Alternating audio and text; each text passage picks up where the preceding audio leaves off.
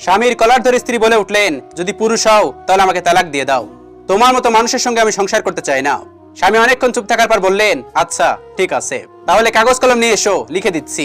স্বামী স্ত্রীর হাতে কাগজটি দিয়ে বলল, এই যে লিখে দিলাম, এটা নিয়ে সোজা বাপের বাড়ি চলে যাও। ব্যাগ গুছিয়ে সন্তানকে কোলে নিয়ে বউ বাপের বাড়ি চলে গেল। 10 দিন পার হলো, স্বামীর মোবাইলে মেসেজে ভরে উঠতে লাগলো। স্বামী নিরুত্তাপ নিরুত্তর। 15তম দিন থেকে শুরু হলো কল, কখনো পরিচিত স্ত্রী, শালক শালিকা, শ্বশুর শাশুড়ি নম্বর থেকে, কখনো অপরিচিত নম্বর থেকে। স্বামী কোনো ফোন রিসিভ করে না। শেষমেশ 20 দিনের মাথায় স্বামী ফোন ধরলো। স্ত্রী হাউমাউ করে কাঁদছে, ওগো লক্ষ্মী সোনা, আল্লাহর দোয়াই, তোমার মরা বাপের কসম, সবাই কত কিছু বলছে। স্বামী সব শুনে বলল, কি বলতে চাও, সরাসরি বলো, এত ন্যাকা আমি শুনতে চাই না। স্ত্রী বলল, ওগো আমি তো বুঝতে পারিনি, তুমি ছাড়া আমার কে আছে, তোমাকে ছাড়া আমি কিভাবে বাঁচবো বলো। স্বামী বলল, তুমি তো বললে যদি পুরুষ হই তাহলে তালাক দাও। স্ত্রী বলল, তুমি পুরুষ, আমি তো মহিলা। স্বামী বলল, আচ্ছা ভেবে দেখি, এর আগে তোমাকে একটা কাজ করতে হবে। স্ত্রী বলল, যা বলবে তাই করব। স্বামী বলল, এখন তো এগুলো বলবেই, এত ব্যস্ত হও না, ভেবে চিন্তে কাজ করতে হবে। আচ্ছা, যে কাগজটা তোমাকে দিয়েছিলাম সেটা কি তোমার কাছে আছে? স্ত্রী বলল, হ্যাঁ আছে। স্বামী বলল, ওটা কি খুলে দেখছিলে? স্ত্রী বলল, না। স্বামী বলল, কি লিখেছিলাম তাও তো মনে নেই, কাগজটা হাতের কাছে থাকলে একটু পড়ে শোনাও তো। স্ত্রী কাগজ খুলে পড়তে শুরু করলো, আসমান যদি নিচেও নেমে আসে তবুও তোমাকে তালাক দিব না আমার প্রিয়সী। ভালোবাসা তো এমনই হওয়া উচিত, হালাল, সবসময় সুন্দর। সেই পুরুষ সত্যি চমৎকার, যে পুরুষ হাজার নারীতে নয়, এক নারীতে আসক্ত। যুদ্ধ এবং প্রেম কোনো কিছুই পরিকল্পনার মতো হয় না। তুমি যদি মনে করো তুমি ঠিক, তা সত্ত্বেও মানুষ তোমার সমালোচনা করছে, কটু কথা শোনাচ্ছে, তাহলে তাতে কান দিও না।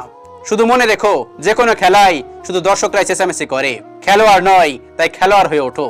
পৃথিবীতে কেউ কেউ এত ভাগ্যবান যে মানুষকে কষ্ট দিয়েও নিজে ভালোবাসা পায়, আর কেউ কেউ এত হতভাগা যে অনেক ভালোবাসার পরেও বিনিময়ে শুধু কষ্টই পায়।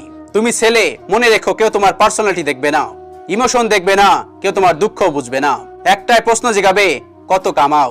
3টি কথা মনে রেখো, যে তোমাকে সাহায্য করেছে তাকে কখনো ভুলে যেও না, যে তোমাকে সত্যিকারে ভালোবাসে তাকে কখনো ভুলে যেও না। নাম্বার 3, যে তোমাকে বিশ্বাস করে তাকে কখনো ঠকিও না। ভালোবাসা দূর থেকেই সুন্দর, দূরত্ব কমিয়ে আনলে সবসময় গুরুত্ব কমে যায়, মনের দূরত্ব বাড়তে থাকে।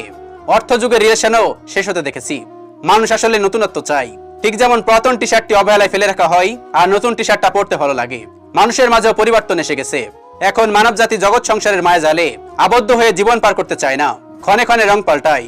গিরগিটিও হয়তো মানুষকে দেখে ঈর্ষান্বিত হয়, হায়রে মানুষ রঙিন ফানুষ। রাগ করে শোয়া যেতে পারে, কিন্তু রাগ করে ঘুমানো যায় না। বিছানায় পড়ে ছটফট করার মতো শাস্তি আর নেই। আপনার সন্তানকে পরিশ্রমী হতে শেখান, অন্যের প্রতি হিংসার আলোচনা থাকবে না, বিনামূল্যে কিছু পাওয়ার মানসিকতা তার মধ্যে থাকবে না। সে নিজের কর্মে বড় হতে চেষ্টা করবে।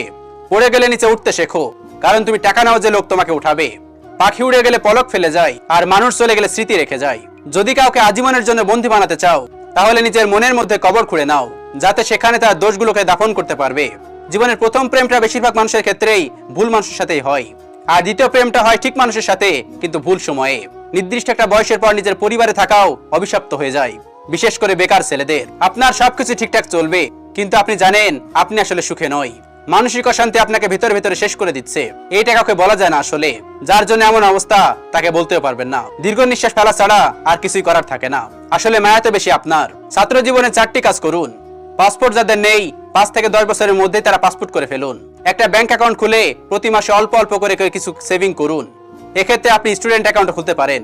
একটা ইনকাম সোর্স তৈরি করুন, বা এমন একটা দক্ষতা অর্জন করুন যা দিয়ে ইনকাম করা যাবে।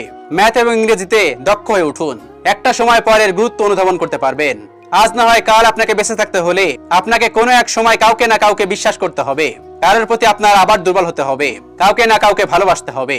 আপনার জীবনটা সাময়িক একা কাটিয়ে দিতে পারলেও আজীবন আপনি একা থাকতে পারবেন না। একাকী জীবন কাটানো যাবে না, এটাই বাস্তব।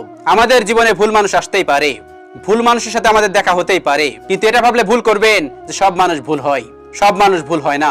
কেউ কেউ জীবনে সঠিক মানুষ হয়েও আসে, আমরা চিনতে পারি না শুধুমাত্র। আসলে সবাই কখনো ছেড়ে যায় না, কেউ কেউ থেকে যায়, কেউ কেউ কথা দিয়ে রাখতে চেষ্টা করে, কদর করতে পারে। তাই একজন ভুল মানুষের জন্য যদি সবাইকে আপনি ভুল মনে করেন, তাহলে কখনো সঠিক মানুষ আপনার জুটবে না। কেউ আপনাকে ছেড়ে দিয়েছে বা ভেঙে দিয়েছে, এর মানে এই নয় যে সবাই আপনাকে ছেড়ে যাবে।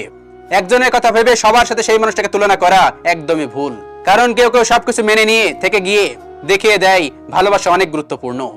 অসুস্থ